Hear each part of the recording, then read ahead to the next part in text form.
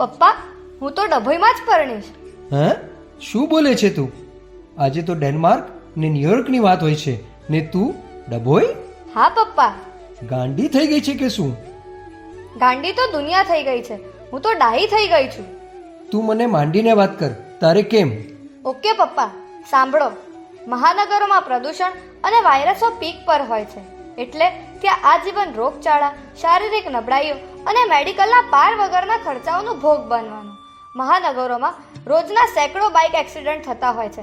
એમાં નંબર લાગે ત્યારે ઘાયલ થવાથી માંડીને પાછળ આવતા વાહન ખોપરીના ચૂરા કરી દે ત્યાં સુધીના ભોગ બનવાનું. મહાનગરોમાં school admission, fee, tuition class, project વગેરે માટે લાખો રૂપિયાનું પાણી કરવાનું ને એટલા રૂપિયા કમાવા માટે અઢળક ઉપાધિઓ વરવાની. મહાનગરોમાં ઝેરી DTD વાળા શાક અને ભયંકર કેમિકલ્સ વાળા દૂધ ભારે કિંમત આપીને પેટમાં પધરાવતા રહેવાના ને એની ભારે કિંમત ચૂકવતા રહેવાનું. છેવટે કેન્સર વગેરે રોગોથી રીબાઈને મરી જવાનું. મુંબઈની કમાણી મુંબઈમાં સમાણી. આ વાત બધા મહાનગરોને લાગુ પડે છે. મહાનગરોમાં તદ્દન ત્રસ્ત વ્યસ્ત જીવન જીવવાનું, બંને ફરજિયાત જોબ કરવાની, ઘર વેરણ છેરણ રાખવાનું, સ્વભાવો ચીડચીડિયા કરી દેવાના, મન મહાસ્વાર્થી કરી દેવાના, હૃદય સંકુચિત કરી દેવાનું, અપેક્ષાઓની કડચામણો વહોરવાની, ડગલે ને પગલે મગજના બોઇલર ફાડવાના. મહાનગરોમાં સંસ્કારહીન વિકૃતિભર્યા વાતાવરણમાં સંતાનોને ઉછેરવા દેવાના.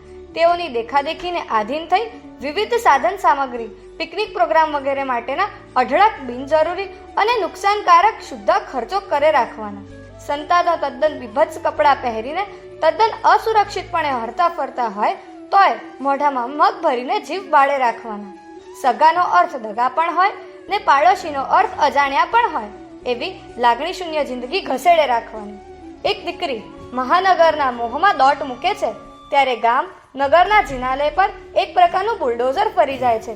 જિનાલય તદ્દન વિપરીત વસ્તીથી ઘેરાઈ જાય છે. જે પરિસરમાં આપણે એક દિવસ ન રહીએ તે પરિસરમાં આપણા પ્રભુને કાયમી ધોરણે રાખી દેતા આપણને શરમ ના આવવી જોઈએ. જિનાલય પર બુલડોઝર ફેરવવાની સમાંતર જ આપણી જિંદગી પર બુલડોઝર ફરી વળતું હોય છે. આગમમાં કહ્યું છે, અનંત ગુલામ પાલણે હોય. આનાથી મોટું વિવાહ જીવનનું મંગળ બીજું કયું હોઈ શકે? એની સામે જ્યારે નાના સેન્ટરમાં પરણવા દ્વારા એક જિનાલયની રિક્ષા કરીએ છીએ ત્યારે અનંત જિનાલયોના નિર્માણનો લાભ મળતો હોય છે. નાના સેન્ટરનું નિરાંતભર્યું જીવન, સંસ્કારી વાતાવરણ, દેવગુરુની આનંદનીય ભક્તિ, પૈસાના હડકવાથી મુક્તિ, સંવેદનશીલ પાડોશો, જીવનને માણવાનો પૂરેપૂરો અવકાશ, આ બધું મહાનગરોમાં ક્યાં હોય છે? બેટા, તારી વાત આમ તો સાચી છે, પણ આવો લક્ઝરિયસ ફ્લેટ અને હાઈ એજ્યુકેશન સોસાયટી નાના સેન્ટરોમાં તો ન હોય ને? ન હોય. અને એ બધું એક પ્લસ પોઈન્ટ એ છે, આ બધું સુવર્ણ મૃગ જેવું હોય છે જેને મેળવવા જતાં આપણને હરગીઝ મંજૂર ન હોય, આપણને બિલકુલ પોસાતી ન હોય એવી કોસ્ટ ચૂકવવી પડે છે ને જિંદગી આખી રામાયણ થઈ જાય છે. ખરેખર માણસને લક્ઝરિયસ ફ્લેટની જરૂર નથી હોતી, પણ અપેક્ષાઓ ઓછી કરવાની જરૂર હોય છે, જે મેં કરી લીધી છે. અહીં મુંબઈમાં હજી 10 ગણો લક્ઝરિયસ ફ્લેટ હોય એના કરતાં પણ ડભોઈનું સંસ્કારી ઘર અને મારા માટે 10 ગણું લક્ઝરિયસ છે. એટલે કે મને 100 ગણું લક્ઝરિયસ મળી રહ્યું છે, તો પછી હું લક્ઝરિયસની પરવા શા માટે કરું? રહી વાત હાઈ એજ્યુકેશનની, તો એનો સીધો અર્થ પોઈઝન હોય છે. તું શું બોલે છે એનું તને ભાન છે બેટા? હા પપ્પા, હું બધું સમજી વિચારીને બોલું છું. તેના 9 કારણો છે. પહેલું, પતિ કે સંતાન હાઈ એજ્યુકેટેડ હોય એટલે એમનો વિનય વિવેક લગભગ મરી ગયો હોય. અભિમાન અને ગુસ્સાથી તેઓ ફાટ થતા હોય. બીજું, હદ બહારની સ્માર્ટનેસથી તેઓની સંવેદનશીલતા મરી પરવારી હોય. તેઓ વાતે મને કાપી દેવાના એ લગભગ નક્કી હોય. ત્રીજું, હાઈ એજ્યુકેશનને સફળ કરવા માટે હાઈ જોબની શોધખોળ ચાલે, એનાથી બાપ દાદાના જામેલા ધંધાનું અવસાન થઈ જાય. ચોથું, high job out of station મળે એટલે ત્યાં જવાનું, એનાથી વડીલોની છત્રછાયા, હૂફ અને સલામતીના રામ રમી જાય. પતિ પત્નીના મનમાં એકબીજા પ્રત્યેની શંકાનો કીડો સળવળ્યા કરે અને ઘરમાં રામાયણ મહાભારત ચાલ્યા કરે, જેનાથી સુખ શાંતિનો ઘડો લાડવો થઈ જાય. પાંચમું, હાઈ જોબમાં હાઈ સેલેરી આપીને માણસને ખરીદી લેવાયો હોય છે, તેથી ઈચ્છા ત્યારે એના શીલનું મર્ડર કરી શકાય. ઓવરટાઈમ કરાવીને જર્નીસ કરાવીને અને કમ્પ્યુટર રેડિયેશનનો ભોગ બનીને એને જુવાનીમાં જ ઘરડો બનાવવા દ્વારા એની જુવાનીની પણ હત્યા કરી શકાય. છઠ્ઠું, હાઈ એજ્યુકેશન એ પોતે પણ ચારિત્રનો મર્ડર હોય છે. કોલેજ, યુનિવર્સિટી, હોસ્ટેલ્સ વગેરેના પરિસરો અને ત્યાં સતત ચાલતી રહેતી શરમજનક ઘટનાઓ એને જીવતા પુરાવા હોય છે. એ દુરાચારો જસ્ટ ફોર ફન કહેવાય છે, પણ એનાથી આખું લગ્ન જીવન સળગીને ખાક થઈ જાય છે. સાતમું, હાઈ જોબમાં હંમેશા લે ઓફની તલવાર માથે જ લટકતી હોય છે. એ તલવાર માથે પડે ત્યારે માણસ જીવતે જીવ મરી જાય છે. પછી એણે પાડેલી સુવિધા અને વૈભવોની ટેવો એને આપઘાત કરવા માટે મજબૂર કરી દે છે. આઠમું, હાઈ એજ્યુકેશન આપવા જતાં મા બાપને ટાલ પડી જાય છે.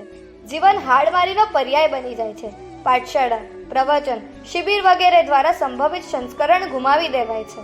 વર્ષો સુધી ઘરનું વાતાવરણ તંગ રહે છે અને જ્યારે એમાં સફળતા મળે છે ત્યારે મા બાપ અને સંતાન બંનેનું જીવન યાતનામય બની જાય છે. નવમું, હાઈ જોબમાં પોતાના માટે સમય રહેતો નથી, તેથી પરિવારનો તો કોઈ સ્કોપ પણ રહેતો નથી. હાઈ જોબવાળા પતિ પત્નીને જે સુવિધા વગેરે મળે એ પતિના ભોગો મળતો હોય છે. એ જીવન ડિવોર્સનો એક જ પ્રકાર છે. એના સંતાનો છતે બાપે ન બાપા બાળકોની વ્યથાને ભોગવતા રહે છે. ને રહી વાત ડેનમાર્ક ન્યુયોર્કની, તો એ તો બહુ ડાર્ક ઇગ્નોરન્સ છે. I suggest you a book, America જતા પહેલા, જેનો રિયલ અર્થ છે હાથે કરીને દુઃખી થતા પહેલા, સુખ શાંતિ લાગણી ગુમાવતા પહેલા. બિચારા જેઓ વિદેશ સ્વર્ગ સમજીને ત્યાં જવા દોટ મૂકે છે, તેઓ વિદેશને સમજ્યા જ નથી હોતા. વિદેશ માત્ર ધાર્મિક દ્રષ્ટિ કે સંસ્કાર દ્રષ્ટિએ જ કંગાળ નથી, એ ભૌતિક સુખની દ્રષ્ટિએ પણ કંગાળ જ છે. હું ગેરંટી સાથે કહું છું. જે આ બુક ધ્યાનથી વાંચશે, બધા આગ્રહ છોડીને ન્યુટ્રલ થઈને વાંચશે, એ કદી વિદેશનું નામ જ નહીં લે. જે ડેનમાર્કનો અર્થ આપણે સ્વર્ગ કરતા હોઈએ તો ડભોઈ જ ડેનમાર્ક છે. પપ્પા, આ તો આપણે વડોદરા ડભોઈના છીએ એટલે હું ડભોઈની વાત કરું છું. બાકી આ જ વાત ડીસા, પાટણ, પાલનપુર, ઊંઝા, મહેસાણા, નડિયાદ, મહેમદાબાદ, આણંદ, ભરૂચ, ભાવનગર, રાજકોટ, જુનાગઢ, જામનગર, બારડોલી, નવસારી, વલસાડ, વાપી, ભિલાડ વગેરે બધા નાના સેન્ટરોને લાગુ પડે છે. એટલું જ નહીં, નાના ગામ સુદ્ધાને લાગુ પડે છે. મહાનગરનો મોહ ત્યાં જ પરિણમવાની જીત અને એનાથી સુખી થઈ શકાય એવા ખ્યાલો એ મારા માટે મહામૂર્ખી સિવાય કશું જ નથી. બેટા, I am really proud of you. તું ઈચ્છે છે એ જ થશે. જે બધી દીકરીઓ તારી જેમ ખરા અર્થમાં સ્માર્ટ અને સમજુ થઈ જાય તો પરિવાર, સમાજ અને શાસનનું આખું ચિત્ર જ બદલાઈ જાય. શાબાશ બેટા, તું જે ટ્રેન્ડનું નિર્માણ કરવા જઈ રહી છે એ બધી જ રીતે યોગ્ય છે.